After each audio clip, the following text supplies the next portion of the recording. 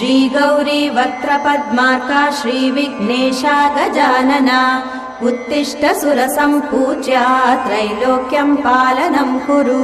श्रीगौरी वक्त्रपद्मार्का श्रीविघ्नेशा गजानना उत्तिष्ठ सुरसम्पूज्या त्रैलोक्यं पालनं कुरु उत्तिष्ठोत्तिष्ठ हेरम्बा उत्तिष्ठ गणनायका उत्तिष्ठ करुणापूर्णा भक्तानां भाग्यदायका उत्तिष्ठोत्तिष्ठ हेरम्बा उत्तिष्ठ गणनायका उत्तिष्ठ करुणापूर्णा भक्तानां भाग्यदायका